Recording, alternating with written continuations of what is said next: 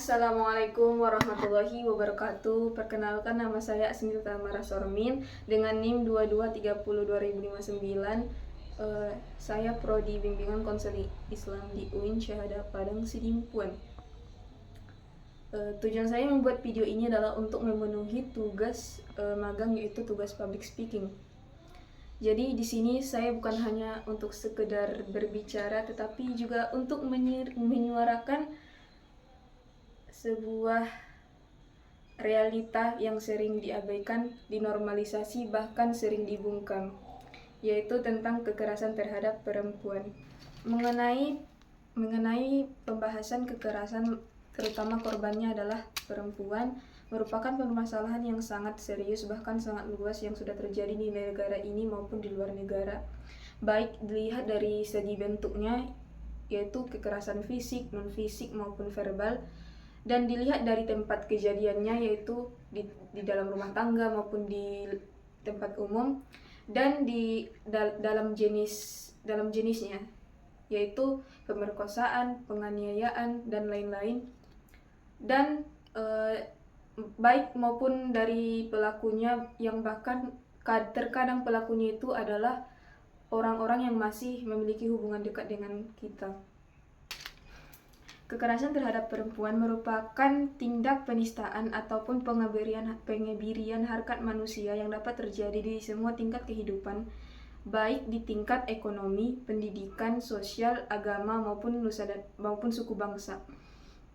Hal ini terjadi karena kekerasan seringkali terjadi akibat yang masih didominasi oleh laki-laki. Jadi tindak pidana atas kekerasan terhadap perempuan ini masih sering terjadi karena baik di dalam negara ini maupun di luar negara masih banyak perempuan yang memiliki tempat yang aman untuk dihuni.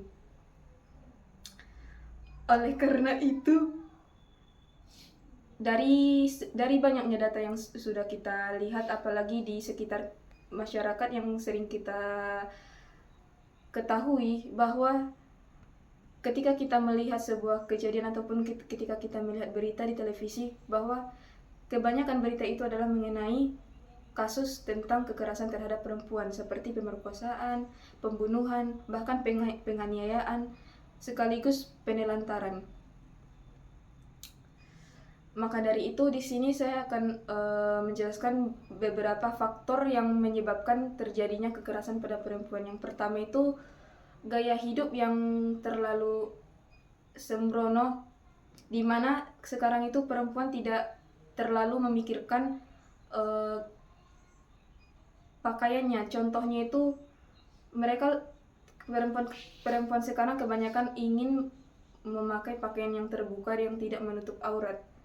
Maka dari itu banyaknya lelaki yang tergoda. Selanjutnya yaitu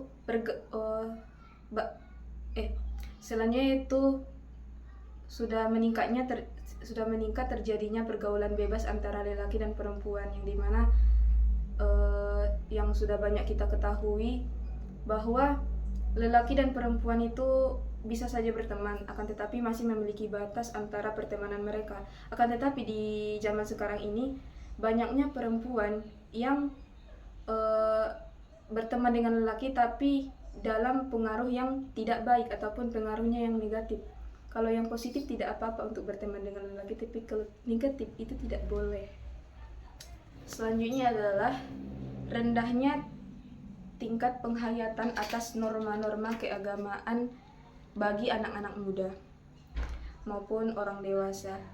Jadi, seperti yang kita ketahui di zaman sekarang, kalau kita menunjukkan nilai norma-norma keagamaan, kita akan dibilang sok agamis dan sok religius.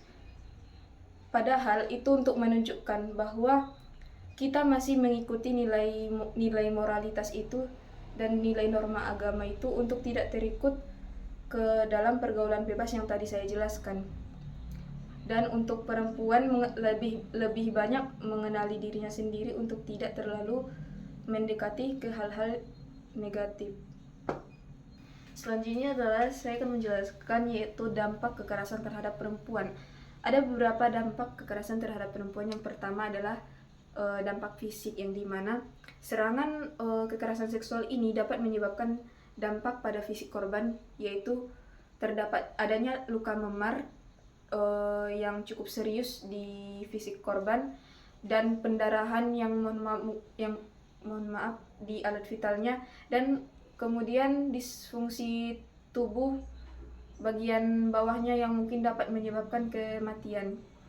Dan yang kedua adalah dampak sosialnya. Dampak sosial yang diterima oleh korban adalah intimidasi dari masyarakat ataupun dijauhi oleh teman-temannya, karena menurut mereka orang yang mengalami kekerasan seksual itu adalah sebuah aib dan tidak boleh didekati agar orang itu tidak terkena kejadian seperti yang dialami korban tersebut. Itulah pemikiran yang kolot. Dan yang ketiga yaitu dampak psikologis. Dampak psikologis ini sangat parah jika korban sudah mengalami dampak ini, maka butuhnya orang profesional untuk membantu si korban dalam penanganan kerusakan mentalnya. Karena orang yang mengalami kekerasan seksual, yang terutama korban pemerkosaan itu pasti akan mengalami yaitu yang namanya PTSD, yaitu Post Traumatic Stress Disorder, yang dimana kalau ini dibiarkan akan dapat menyebabkan kematian juga. Dan yang terakhir yaitu dampak ekonomi.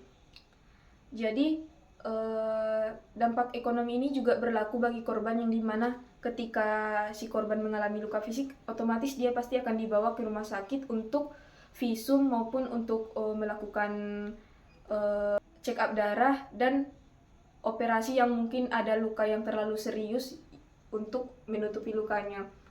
Dan juga apalagi korban yang memiliki gangguan kesehatan mental setelah mengalami kekerasan itu pastinya pergi ke orang profesional seperti yang saya katakan tadi, itu juga pasti butuh uang.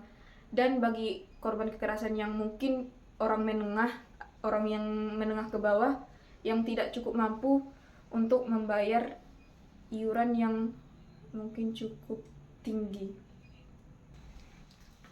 Apalagi kita pasti sangat sering mendengar adanya berita atau isu-isu yang terdengar bahwa adanya kejadian kekerasan terhadap perempuan di luar sana, mungkin ada di sekitar kita juga.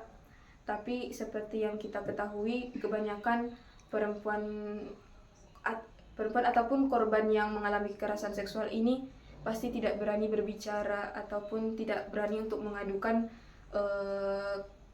kesedihannya, dikarenakan mungkin dia merasa takut tidak dipercaya atau takut mempermalukan keluarga, ataupun merasa dirinya itu sudah tidak ada gunanya lagi.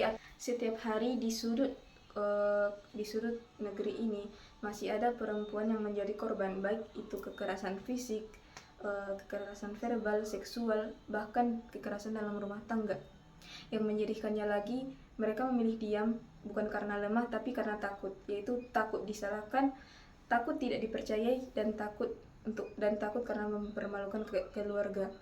Padahal tidak ada satupun perempuan yang pantas untuk diperlakukan seperti itu, dan tidak ada satupun manusia yang pantas untuk dilecehkan, disakiti, dan dirusak. Kita semua punya peran, dan kita bisa mulai dari hal kecil, yaitu berani bicara saat melihat ketidakadilan dan menjadi pendengar yang aman bagi korban, dan menghapus budaya untuk menyalahkan perempuan. Karena diam itu membiarkan, dan membiarkan itu adalah bagian dari masalah. Maka dari itu mari kita ciptakan dunia yang lebih aman, bukan besok tapi mulai hari ini. Karena kita manusia ini bukan untuk saling menyakiti, akan tetapi kita untuk saling menghargai, menghormati, dan saling mencintai. Cukup sekian. Wassalamualaikum warahmatullahi wabarakatuh.